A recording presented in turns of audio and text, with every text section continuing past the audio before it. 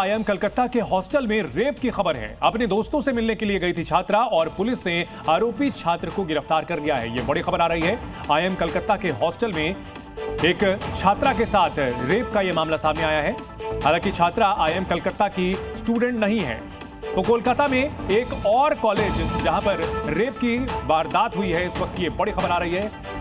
IIM Calcutta के boys hostel में एक लड़की के साथ दुष्कर्म किया गया। लड़की अपने दोस्त से मिलने के लिए गई थी। इससे पहले भी लॉ कॉलेज में हुई रेप की घटना पर सवाल खड़े हो रहे हैं। आरजीकर अस्पताल में, मेडिकल कॉलेज में, वहां पर रेप हुआ था और वहां बेरहमी से हत्या भी कर दी गई थी। और अब एक और मामला सामने आया है कलकत्ता के एक कॉलेज का और आईआईएम कलकत्ता जैसा प्रतिष्ठित संस्थान जहां पर रेप की यह वारदात हुई है। इस बड़ी खबर पर हमारे सहयोगी अयान घोषाल हमारे साथ जुड़ चुके हैं। अयान, कलकत्ता में एक और कॉलेज, एक और रेप की वारदात, क्या कुछ जानकारी मिल रही है?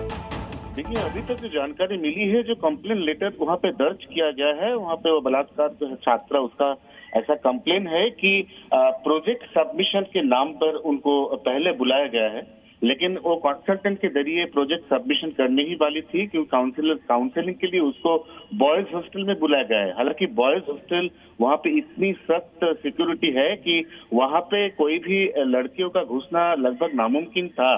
लेकिन जिस तरह से वो जो आरोपी है वो लड़कियों को घुसाया वहाँ पे, और वहाँ पे घुसाने के बाद उसको कोल्ड ड्रिंक में कुछ नशे की दवाई मिला के पिला दी गई और पिलाने के बाद जबरन उसके साथ बलात्कार किया गया और उसका प्रतिरोध करते हुए उसको मारा पीटा गया। ऐसा बहुत ही गंभीर आरोप हरिदेवपुर पुलिस स्टेशन में वो छात्रा ने दाखिल किया है। इस मामले में क्या मुकदमा दर्ज कर लिया गया है और गिरफ्तारी हो चुकी है? इस मामले में जांच को लेकर क्या कुछ इन्फॉर्मेशन मिल रही है?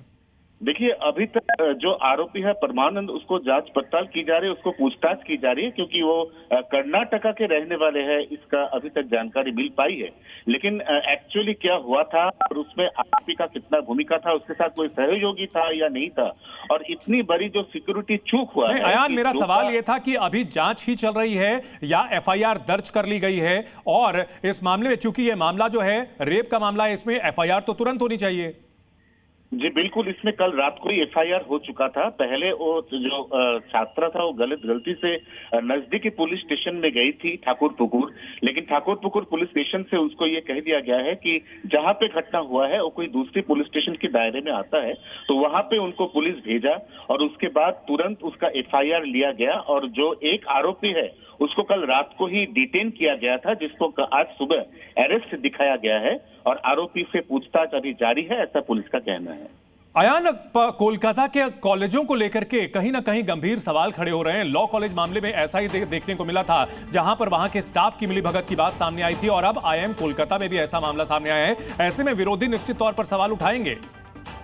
जी, निश्चित तौर से सवाल उठाना शुरू हो गया है। इसमें राजनीति जो उछाल है वो अभी से चालू हो गया है, लेकिन पुलिस का ऐसा मानना है कि जब कंप्लेन मिला तो तुरंत एक्शन लिया गया, किसी को भागने का मौका नहीं दिया गया। और आप कस्बा की जिक्र कर रहे थे, कस्बा में भी पुलिस का ऐसा मानना था, कस्बा पुलिस स्टेशन का, कि जो शिकायत है वो मिलने के तुरंत बाद ही 3 आरोपियों को गिरफ्तार कर लिया गया था और उनसे पूछताछ के बाद चौथी जो आरोपी है उनको भी गिरफ्तार कर लिया गया था और उनके खिलाफ जो चार्जशीट पेश या कानूनी जो कार्रवाई है वो कर ली गई थी। तो इस वक्त यहाँ पे भी हरिदेवपुर पुलिस स्टेशन का भी ऐसा दावा है कि कंप्लेंट मिलने के तुरंत बाद वो एक्शन पे उतरे, रात को वो कैंपस में घुसे और रात को ही आरोपियों को डिटेन। बिल्कुल, तो पुलिस की ओर से यह दावा किया जा रहा है कि शिकायत मिलने के बाद फौरन एक्शन लिया गया है, लेकिन कोलकाता में एक और कॉलेज में एक और छात्रा के साथ रेप की वारदात निश्चित तौर पर कई सवाल खड़े करती है।